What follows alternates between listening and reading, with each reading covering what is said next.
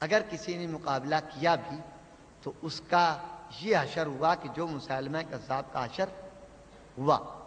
اس طرح سے بہت سے لوگوں نے کوشش کی، لیکن یقین جانیے کہ اگر وہ کوششیں بتائی جائیں، اور میں نے شروع میں کہا تھا ایک ایک موضوع ایسا ہے کہ جس پر گھنٹوں بات کی جا سکتی ہے، اور اس کے موضوعات گنوائے جائیں تو یہ 1.5 گھنٹے میں نہیں ہو پائیں گے۔ اگر ہم اسی موضوع پر گفتگو کریں کہ کس کس نے مقابلہ کیا قرآن نے، اور اس کا حشر کیا ہوا ہے دنیا میں، اور لوگوں نے اس کا کس طرح سے مذاق اڑایا، تو یہ بھی ایک پورا موضوع ہے۔ اب ہم اپنے موضوع کی طرف آئیں گے۔ بتائیے کہ قرآن نے کہا کہ اے جن و بشر اس کا مقابلہ نہیں کر سکتے، اور آج تک ہم نے عملاً بھی دیکھا کہ اس کا مقابلہ نہ ہو سکا۔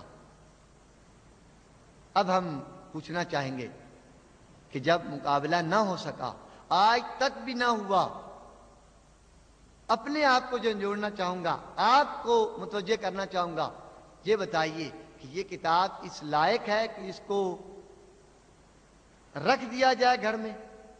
اس لائق ہے؟ بعض لوگوں نے ایک غلاف میں قرآن کو نہیں رکھا ہوتا، لپیٹا ہوتا، 2 2 3 3 4 4 5 5 7 غلافوں میں لپیٹتے ہیں۔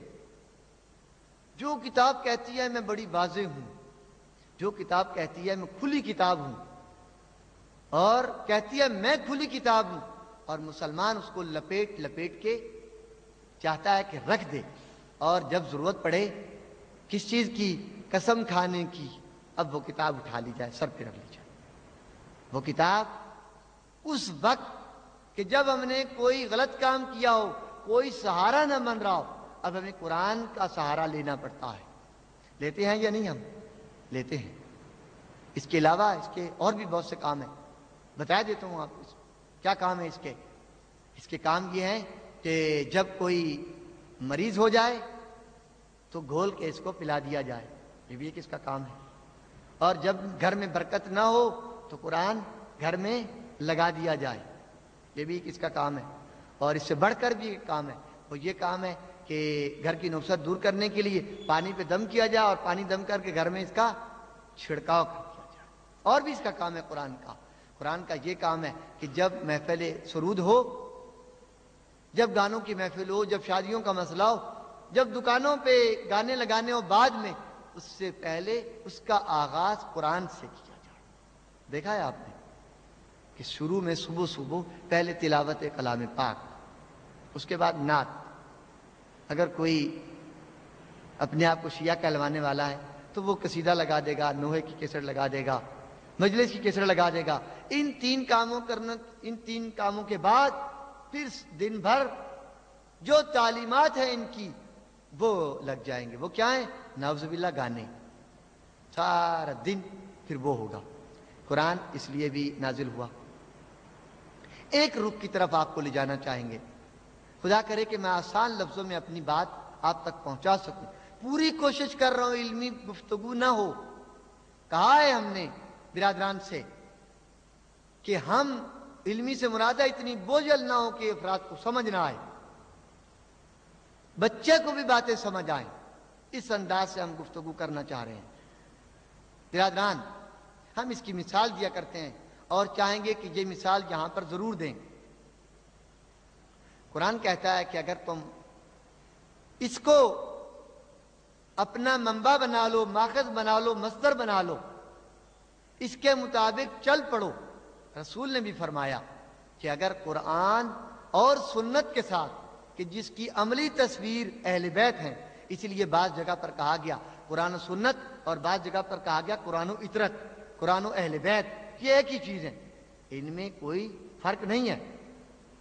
اگر اس کے ساتھ تمسک کرو گے تو پھر کبھی گمراہ نہیں ہوگے۔ اس کا نتیجہ کیا ہے کہ اگر قرآن اور اہل بیت کے ساتھ تمسک نہیں کرو گے تو حتماً گمراہ ہو جاؤ گے۔ تمسک کا مفہوم بعد میں بتائیں گے، اب جیسے ہم نے تمسک کیا ہے وہ ہم بتانا چاہیں گے۔ اس کی ہم مثال جو دیتے ہیں وہ ذرا سنیے، درود بھیجیے محمد و آل محمد کی ذوات اقدساء پر۔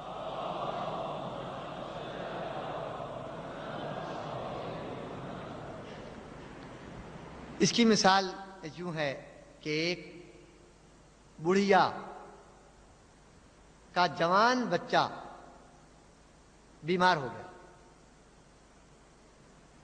اور اسے ایسی تکلیف ہوئی کہ جس کا علاج پاکستان میں ناممکن ہے.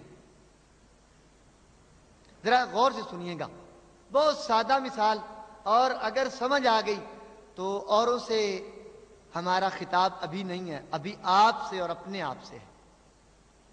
آپ لوگوں سے مخاطب ہوں اور اپنے نفس سے، کہ کہیں ایسا نہ ہو کہ یہ بڑھیا والا کام ہم کر رہے ہوں. ایسی گفتگو نہیں کرنا چاہتے کہ بعد میں یوں کہا جائے واہ واہ بہت اچھی گفتگو تھی، کیا بہت اچھی گفتگو تھی، یہاں کیا کہا سمجھ نہیں آئی، بہت علمی باتیں تھیں، بہت علمی باتیں تھیں، سمجھ نہیں پائے کیا کہا. یا اس کے علاوہ تبصرے ہو گئے، بہت اچھی تقریر تھی، بہت اچھی، یا اچھی تقریر نہیں تھی، اچھی گفتگو نہیں تھی، یہ کیا باتیں ہوئیں. لیکن اگر ایک کام ہو گیا، ایک بات ہو گئی کہ جس کی طرف ہم آپ کو لے جانا چاہتے ہیں، وہ یہ کہ اگر ہم نے قرآن و سنت کو اپنی زندگی کے لیے چشمہ حیات بنا لیا، آج ہمیں اس کا احساس ہو گیا کہ آج سے پہلے کی زندگی ہماری ناقص تھی اور آئندہ زندگی ہماری قرآن و سنت کے ساتھ ہوگی، تو جو میں کہنا چاہتا ہوں وہ میں نے اپنا حق ادا کر دیا. اور اگر یہ نہ ہوا اور آپ سارے کے سارے بھی میرے حق میں نعرے لگاتے رہیں، واہ واہ یہ کہا، واہ واہ وہ کہا، تو اور اس پر قرآن و سنت کو نہ سمجھا اور زندگی میں اس کو اپنا چشمہ حیات نہ بنایا، تو پھر میں نے بھی وقت ضائع کیا اور آپ نے بھی اپنا وقت ضائع کیا.